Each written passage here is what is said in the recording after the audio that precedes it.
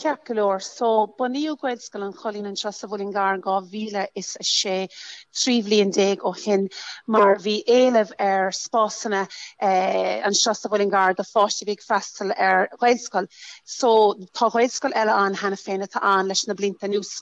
Thosamar a muith í gullion, bhí tiganí agin, bhí mar an síomh leis an cumanú clascuil agus thosamar le fithe in gá bhíle is a sé, bhí rátheomar agin, agus de réir a céile dásamar go raibh ceithre heomar ranga agin an mhaithin sin agus 85 fáiste.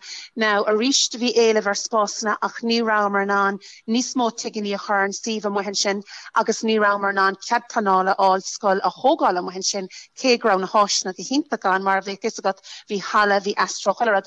So, hart fág á bhíle sa chindeag thosamar an próses chuirmar coiste le céile chun síomhanna timpeall ar an bhfuilin gar a bheas.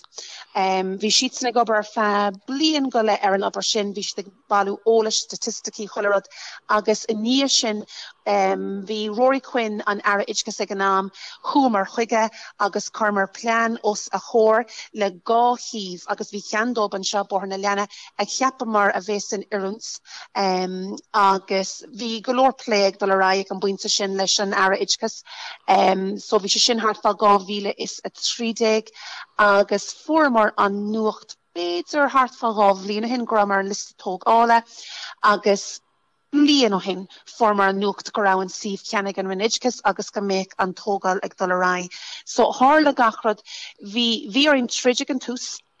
But nor a hála sé hála gachrad cósceopa sin táid a níis is trig sa scoil an seo le 75 fáiste baimid ag fáús go ráchéad dahead tá mé fós a ceapa go meid bringlóds.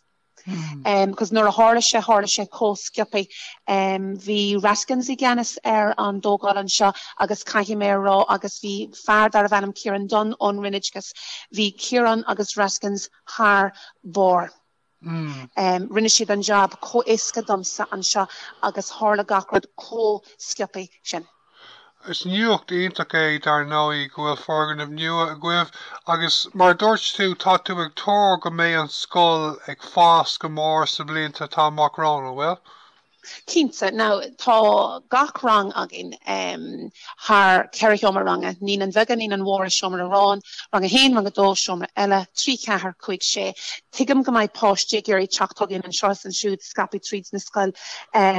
But in Montfort baimid ag tóglas teach rang omlan, ní an bheaga dam céadú riamh rud nach ramar na dhéine an mhaithin choilinn mar ní raibh a ceiritheomar ranga agin, so bhí ar an leach rang nó rang níos lúna sin a thógálas teach. So táid ag súil go mór le sin in mí Montfort agus tánad le go hannig teach hena fin tá an seach an chlórachan ar an 3 mí anar go dtí an 7 ach táid ag súil go mbeidh le go hannig teach has an heavy now river sin arénos. Agus tá si féle rán bhfuil go bhfuil bhór scoil lunathe nach eile scoil béirle eile fashion bhfuil?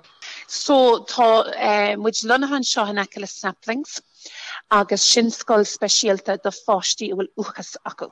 So tá sé an jasmar nor a bhrímar an mhaithí gullion cé go raibh síomh an jasagan an muifrin tú ile áisna iontacha bhímar linn féin. Agus ní raibh aon den in ecelinn ní raibh siopa, ní raibh aon rud bhímar an muifrin túa. An seo is trig sa bhaile mór tá scoil eile in ecelinn, scoil speisialta, tá sé just go háling bhfuil príomad eile in ecelm, bhfuil múntrí eile in ecelinn, so táid ag súil go mór le chadramh a Albert leis an scoil sin de réir a chéile. Tá an scoil sin ag bogad isteach ar an bhhairt sa chuin. Bogad mar isteach ar an teachtain seo. Tá is a go mar dúirt tú go gweilscoil eile gweilscoil an bhulin sa bhulin gar freisin. An féideart acu a thuirtún fhí stádas na gweil agus sa bhulin gar ghuiiteanna agus faoin éileh atá an inis le haid gweil choláiste sa bhaile? Cínta, well tá muid faoin bhars patrúnachta agus bhí cuimhína thara ordrúní an óris an seo ar an ine sechatsa nóir forman na hocraí agus an céad ceile don bhars patrúnachta randát ná ghail choláiste lerc. Now, take muid tóg fi sin na blianta an obair a chuir le céile agus finis agus gacrad mar sin agus tá muid fós beag an seo ach de réir a céile idir an dághail scoil ba cór go méid cartfá 60 fáiste ré dolas seach in bhfuil cloiste agus nádin darmad tá ghail scoil in Longford, tá ghail scoil in sa Tullach Mhór Linn, so tá an ráha ag na scoil na sin cuma na páistí a churann seo le bus má higann tú mé agus go méid an Mullingar mar lár anad. In aice leis an scoil an seo tá ás an bhuilean. Agus tá ceoltas, so tá an Gaeilge láidir sa cheantar hena féin gan éon doubt. Sin go héintach. Okay, Lorraine, O'Leil flan na simúla gwibh sa scóil sa gearn ó Van Termer ar bhaid leat sin dún faoi?